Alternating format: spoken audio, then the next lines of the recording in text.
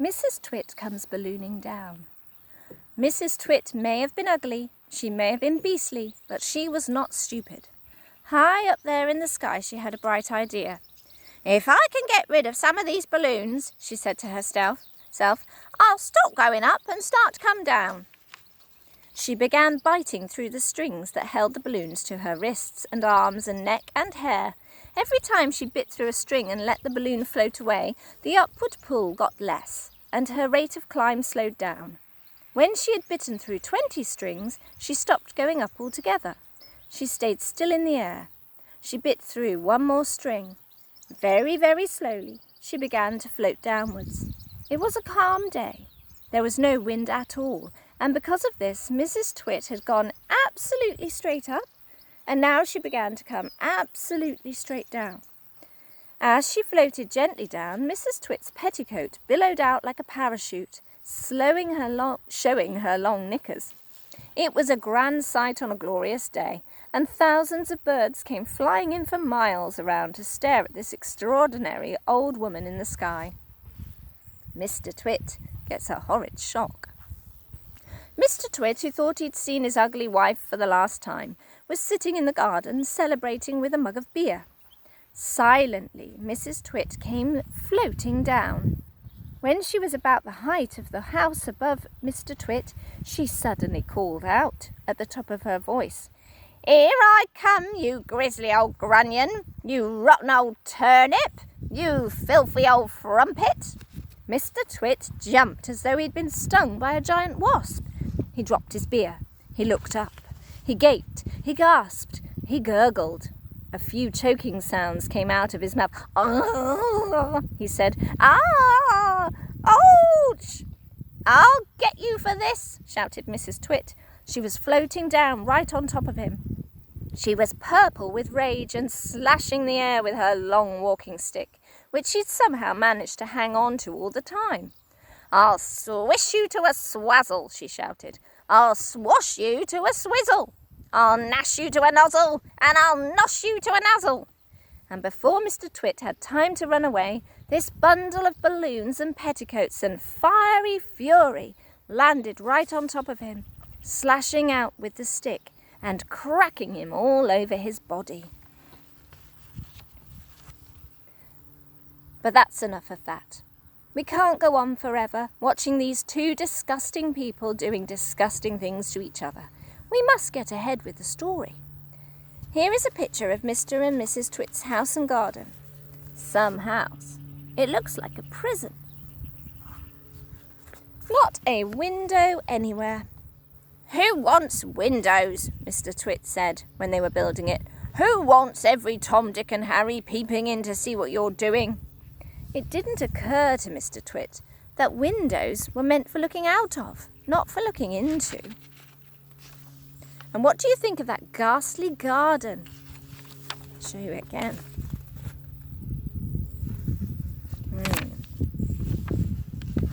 Mrs. Twit was the gardener.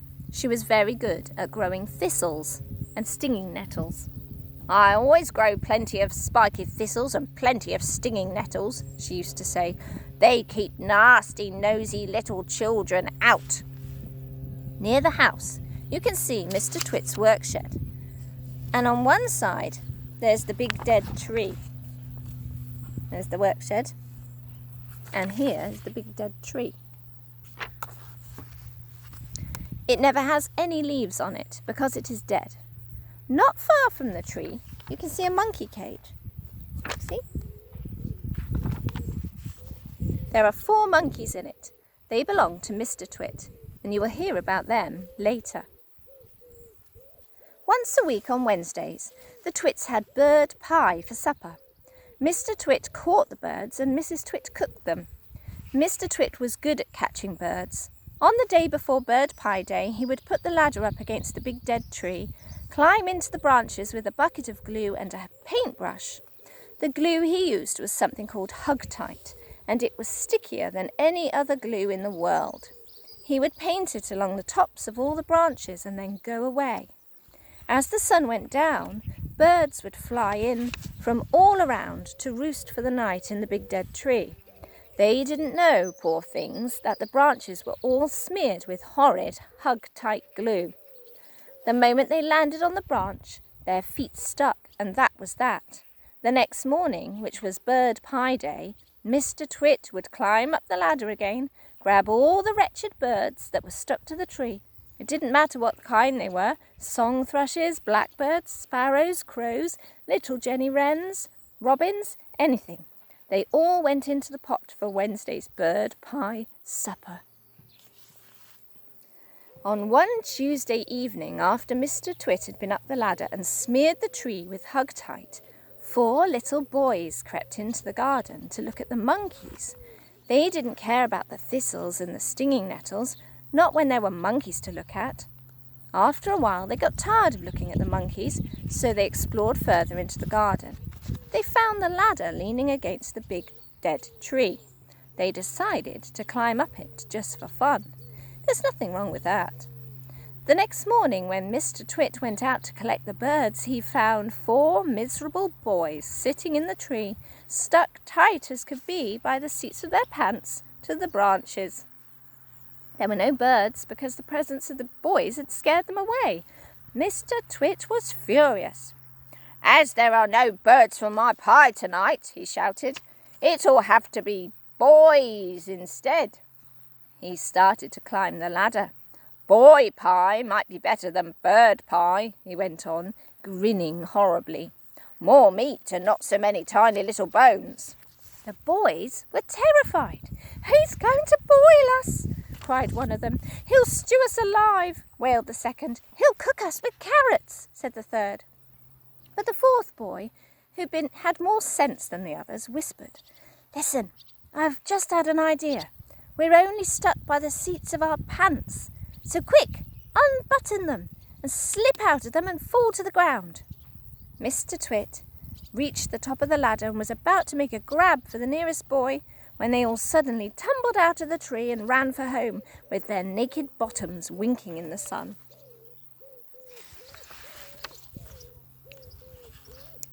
The Great Upside-Down Monkey Circus. Now for the monkeys.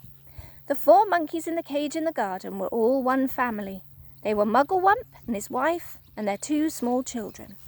What on earth were Mr. and Mrs. Twit doing with monkeys in their garden? Well, in the old days, they'd both worked in a circus as monkey trainers. They used to teach monkeys to do tricks and dress up in human clothes and smoke pipes and all the rest of that nonsense. Today, although they were retired, Mr. Twit still wanted to train monkeys. It was his dream that one day he would own the very first great upside-down monkey circus in the world. And that meant the monkeys had to do everything upside down. They had to dance upside down, on their hands with their feet in the air. They had to play football upside down. They had to balance one on top of the other upside down, with Mugglewump at the bottom and the smallest baby monkey at the top. They even had to eat and drink upside down. That was not an easy thing to do because the food and water has to go up your throat instead of down it. In fact, it was almost impossible, but the monkeys simply had to do it, otherwise they got nothing. All this sounds pretty silly to you and me, and it sounded pretty silly to the monkeys too. They absolutely hated having to go to do this upside-down nonsense day after day. It made them giddy standing on their head for hours on end. Sometimes the 2 small monkey children would faint with so much blood going to their heads. But Mr. Twit didn't care.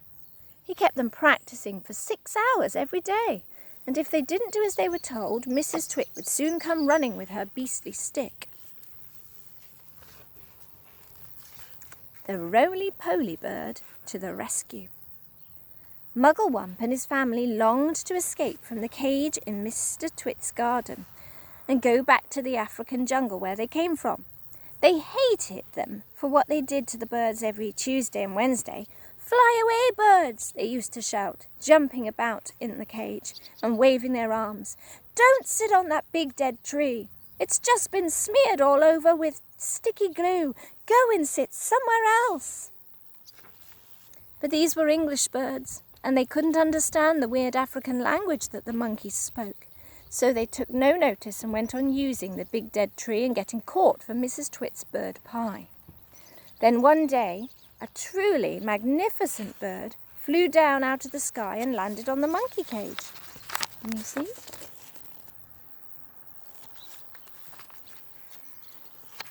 Good heavens! Cried all the monkeys together. It's the roly-poly bird! What on earth are you doing over here in England, roly-poly bird? Like the monkeys, the roly-poly bird came from Africa, and he spoke the same language as they did. I've come for a holiday, said the roly-poly bird. I like to travel. He fluffed his marvellous coloured feathers and looked down rather grandly at the monkeys. For most people, he went on, flying away on holiday is very expensive, but I can fly anywhere in the world for nothing. Do you know how to talk to these English birds? Mugglewump asked him. Of course I do, said the roly-poly bird. It's no good going to a country and not knowing the language. Then we must hurry, said Mugglewump. Today is Tuesday, and over there you can already see the revolting Mr. Twit up the ladder painting sticky glue on all the branches of the big dead tree. This evening, when the birds come in to roost, you must warn them not to perch on that tree, or they will be made into bird pie. That evening, the roly-poly bird flew round and round the big dead tree, singing out, There's sticky stuff all over the tree. If you land in the branches, you'll never be free. So fly away, stay up high, or you'll finish up tomorrow in a hot bird pie. No bird pie for Mr. Twit. The next morning, when Mr. Twit came out with his huge basket to snatch all the birds from the big dead tree, there wasn't a single one on it. They were all sitting on top of the monkey cage.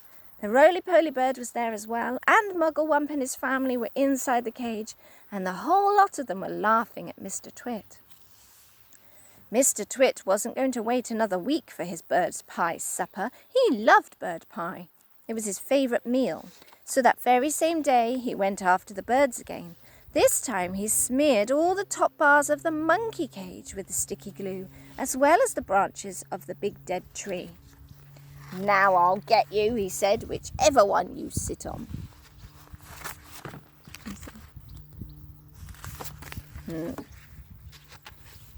All the monkeys crouched inside the cage watching all of this, and later on, when the roly-poly bird came swooping in for an evening chat, they shouted out, Don't land on our cage, roly-poly bird. It's covered in sticky glue, and so is the tree.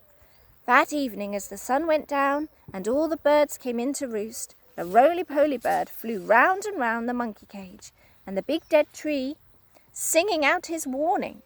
There's sticky stuff now on the cage and the tree. If you land on either, you'll never be free. So fly away, stay up high, or you'll finish up tomorrow in a hot bird pie. Mr. and Mrs. Twit go off to buy guns. The next morning, when Mr. Twit came out with his huge basket, not a single bird was sitting on either the monkey cage or the big dead tree. They all perched happily on the roof of Mr. Twit's house. The roly-poly bird was up there as well, and the monkeys were in the cage, and the whole lot of them were hooting with laughter at Mr. Twit. I'll wipe that silly laugh off your beaks, Mr. Twit screamed at the birds. I'll get you next time, you filthy, feathery frumps. I'll wring your necks, the whole lot of you, and have you bubbling in a pot for bird pie before the day is out. How are you going to do that? Asked Mrs. Twit, who had come outside to see what the noise was about. I won't have you smearing sticky glue all over our house. Mr. Twit got very excited. I've got a great idea, he cried. He didn't bother to keep his voice down because he didn't think the monkeys could understand. We'll go into town right away and we'll buy a gun each, he shouted. How's that? Brilliant, cried Mrs. Twit, grinning and showing her long yellow teeth. We'll buy those big shotguns that spray out 50 bullets or more each bang. Exactly, said Mr. Twit. Lock up the house while I go and make sure the monkeys are safely shut away. Mr. Twit went over to the monkey cage. Attention, he barked in his fearsome monkey trainer's voice. Upside down, all of you, and jump to it, one on top of the other. Quick, get on with it, or you'll feel Mrs. Twit's stick across your backsides. Obediently, the poor monkeys stood on their hands, clambered one on top of the other, with Mugglewump at the bottom and the smallest child at the very top. "Now stay there till I come back," Mr. Twit ordered. "Don't you dare move, and don't overbalance. When we return in 2 or 3 hours' time, I shall expect to find you all in exactly the same position as you are now. You understand?" And with that, Mr. Twit marched away. Mrs. Twit went with him, and the monkeys were left alone with the birds. What's going to happen? We'll find out in the next part, which starts Mugglewump Has an Idea.